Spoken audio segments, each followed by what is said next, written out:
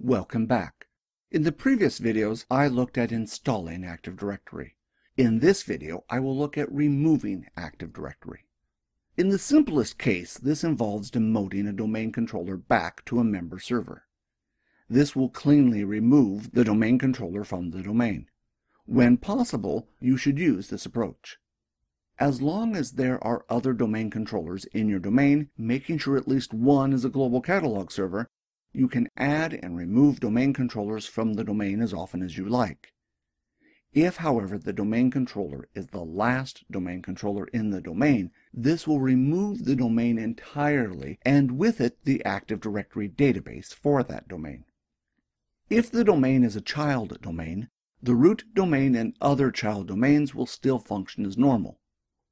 Removing child domains is a common practice when you migrate users from child domains to the other domains. Perhaps the child domain was created due to a previous limitation or for reasons that no longer exist, and thus the decision was made to merge domains together. The process of changing a domain controller back into a member server or standalone server is called demoting the server. To demote a domain controller, the same tool is used as to promote it, DC Promo.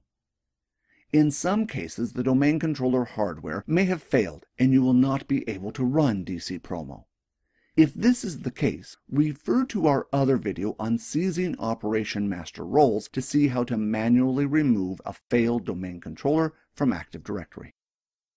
Before you decide to demote your domain controller, check to see if the domain controller is holding any of the operational master roles.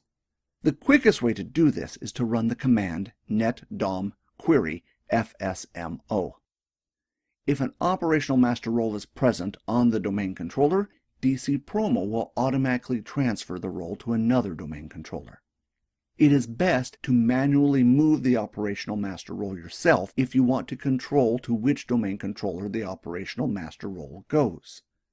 See our previous video on how to move operational master roles around.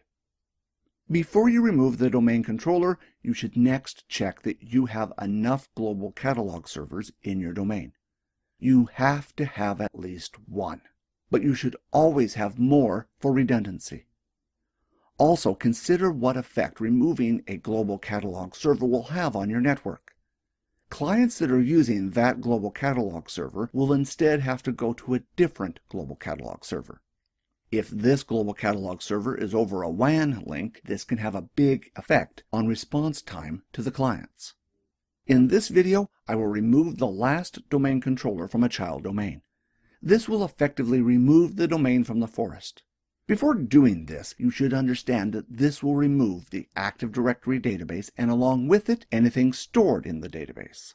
This includes certificates, group policy, and user and computer accounts.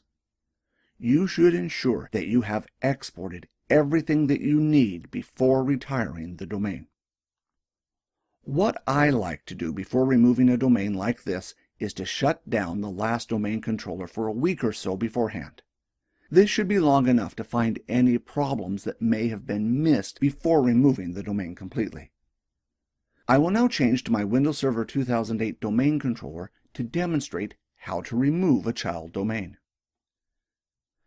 Before I demote this domain controller to a member server and effectively remove the East IT Free Training domain, I want to check if any operational master roles are present on this domain controller.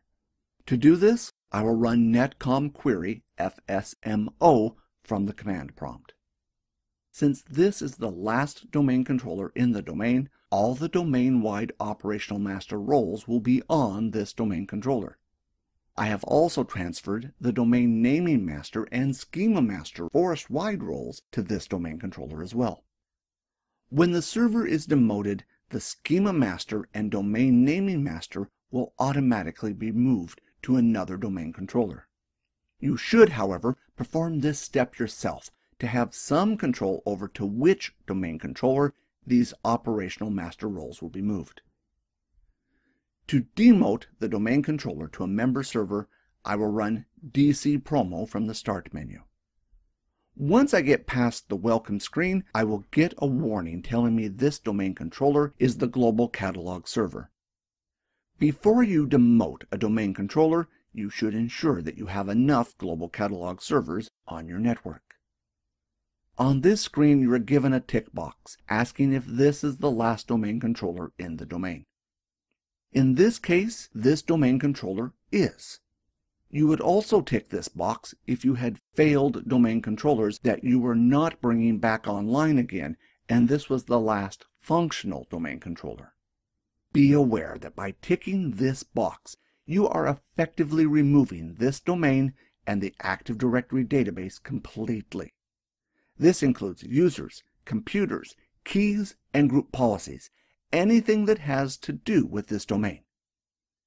If you have keys like EFS keys stored in Active Directory, you should export these keys first. On the next screen, you need to enter in a username and password for an administrator in the Enterprise Admin group. Since this is a child domain, changes need to be made in the root domain as well to ensure the root domain knows the child domain is being removed. The next screen will ask you for a local administrator's account password. Remember that when you promote a server to a domain controller, the local accounts database is disabled. In order to access this server once it is demoted, you will need this administrator's password. That's it. Once you press Next on the summary screen, this domain controller will be demoted to a standalone server, and this domain and Active Directory will be removed. The process took just over a minute on this server. Large domain setups will take longer. I will skip forward in the video to the end of the wizard. Once the wizard is complete, Windows will ask to reboot the server. After the reboot, you will need the administrator's password that you entered in the wizard to access the server. That's it for removing domains and demoting domain controllers. In the next video, I will look at trusts. Trusts in a multi-domain environment allow your users to access resources in other domains seamlessly. Thanks for watching this free video in this completely free course on Active Directory. See you next time.